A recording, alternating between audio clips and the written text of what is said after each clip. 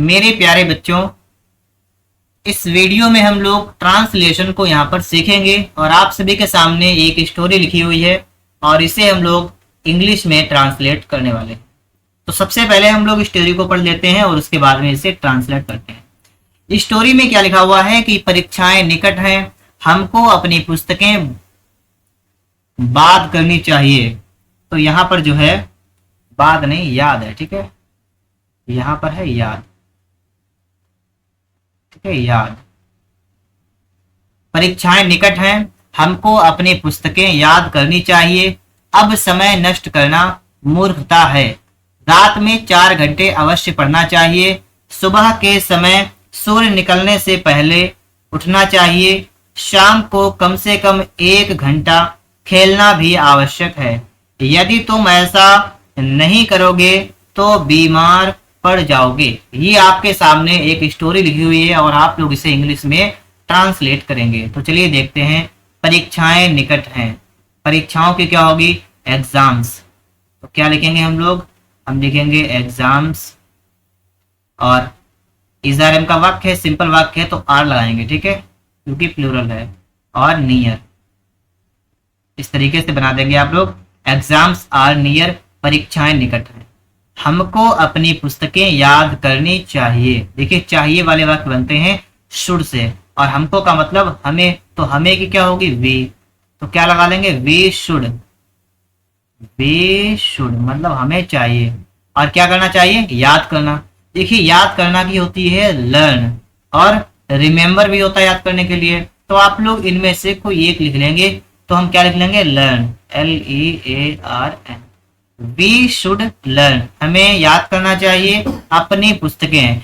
We के साथ अपने की लगती है अवर, तो अवर बुक्स, पुस्तकें है ना, तो बुक्स लगा देंगे। We should learn our books, हमें अपनी पुस्तकें याद करनी चाहिए। यहां तक आप सभी के समझ में आ गया। आगे देखिएगा, लिखा है अब समय नष्ट करना मूर्खता है। अब समय नष्ट करना मूर्खता है, नाउ। और लिखा है समय नष्ट करना मूर्खता है। तो इसको आप लोग इट से बना लीजिएगा, ठीक है, तो आपके लिए बेहतर होगा। इट वुड बी कैसे बनेगा? इट वुड बी फूलिश, मतलब क्या है? मूर्खता है। समय नष्ट करना, टू वेस्ट, WST हो जाएगा टाइम, मतलब समय नष्ट करना। Now it would be foolish to waste time, मतलब अब समय नष्ट करना मूर्खता है। ये वाक्य इस तरीके से आपका बन जाएगा। रात में 4 घंटे अवश्य पढ़ना चाहिए। रात में, तो रात में की आप लोग लगते हैं एट नाइट, स्टार्टिंग में लगा लीजिएगा, कोई दिक्कत नहीं होगी। एट नाइट, रात में 4 घंटे अवश्य पढ़ना चाहिए। और देखिए ये बात किसके लिए? हमारे लिए है ना, कि हमें पढ़ना चाहिए। स्टोरी को पढ़ेंगे आप लोग, पता चलेगा कि हम की बात हो रही है कि हमें पढ़ना चाहिए। तो इसके लिए यहाँ पर हमें लिखा तो नहीं है, लेकिन हम लोग यहाँ पर हमें सोच के चलेंगे कि यहाँ पर हमें है, और हम लोग इसको वी से बना लेंगे तो सही रहेगा। तो हम क्या लिख लेंगे? एट नाइट, रात में, वी, और अवश्य चाहिए। और जब अवश्य चाहिए होता है तो यहाँ पर शुड नहीं लगाते हैं, क्या लगाते हैं? मस्ट। तो वी मस्ट, मतलब हमें अवश्य चाहिए। पढ़ना चाहिए, तो पढ़ने के लिए क्या होता है? रीड। तो वी मस्ट रीड, मतलब हमें अवश्य पढ़ना चाहिए। और कितना? 4 घंटे। 4 घंटे के लिए क्या लगाएंगे आप लोग?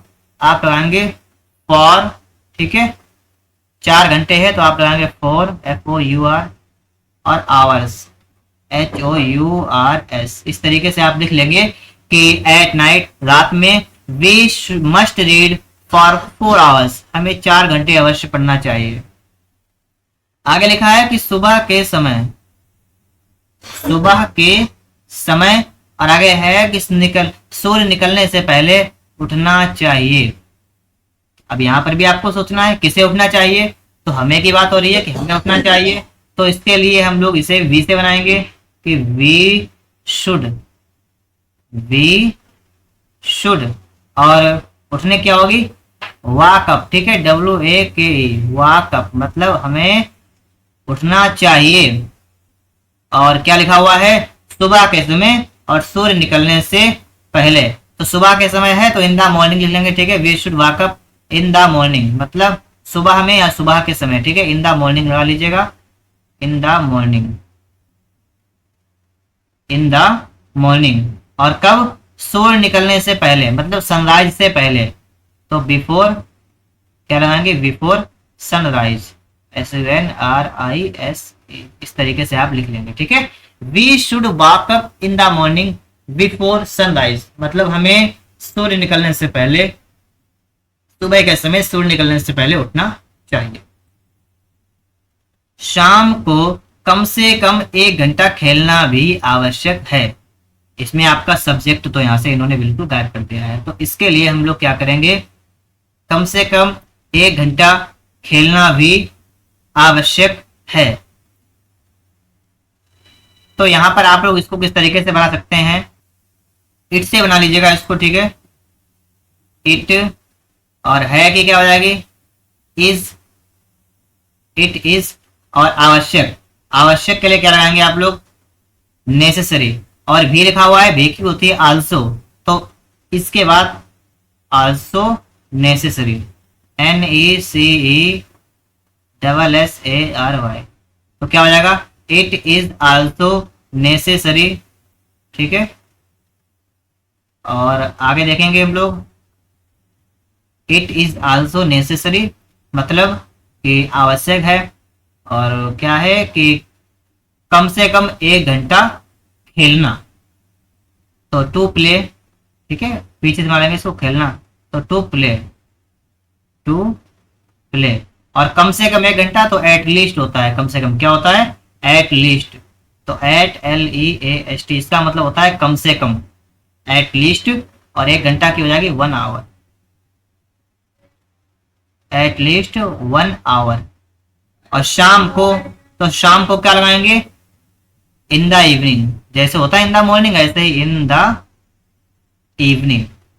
इस तरीके से आप लोग यहाँ पर बना देंगे कि इट इज आल्सो नेसेसरी, यह भी जरूरी है, टू प्ले मतलब खेलना, एटलीस्ट 1 आवर कम से कम 1 घंटा, इन द इवनिंग मतलब शाम में या शाम को, बात वही होगी, ठीक है। तो इस तरीके से आपका इतना वाक्य भी बन जाएगा। आगे देखिए, यदि तुम ऐसा नहीं करोगे तो बीमार पड़ जाओगे। यहाँ पर जो आपके सामने वाक्य आ चुका है, ये आपका आ चुका है गागेगे, ठीक है। यदि तुम खेलोगे तो मैं घर जाऊंगा, इस तरीके के नहीं होते हैं, दोनों तरफ गा और गा लगाओ। तो इसमें क्या होता है, एक वाक्य आपका बनता है प्रेजेंट इंडेफिनिट में, एक बनता है फ्यूचर इंडेफिनिट में। तो आप कैसे बनाएंगे, यदि की लगाएंगे इफ, क्या लगाएंगे इफ, और तुम ऐसा नहीं करोगे, if you do not, if you do not do this. इसका मतलब यदि तुम ऐसा नहीं करोगे, कॉमा लगाइए, तो बीमार पड़ जाओगे। कौन बीमार पड़ जाएगा, तुम बीमार पड़ जाओगे। तो यू के साथ में क्या लगाएंगे, विल लगाएंगे, ठीक है। तो यू के साथ में क्या लगेगा, विल लगेगा। तो यू विल, और बीमार पड़ जाओगे तो आप लगाएंगे यू विल फॉल इल। इस तरीके से आप इसे बना देंगे, ठीक है, यू विल फॉल। ओके, यहां तक आप लोग बात को समझ गए हैं और हमारी स्टोरी पूरी तरीके से बन चुकी है। उम्मीद करते हैं आपको वीडियो पसंद आया होगा। अगर वीडियो अच्छा लगा हो तो वीडियो को लाइक और चैनल को सब्सक्राइब करिएगा। और अगर आपको इंग्लिश में और भी कोई डाउट है तो आप लोग उसके बारे में कमेंट में बता दीजिएगा।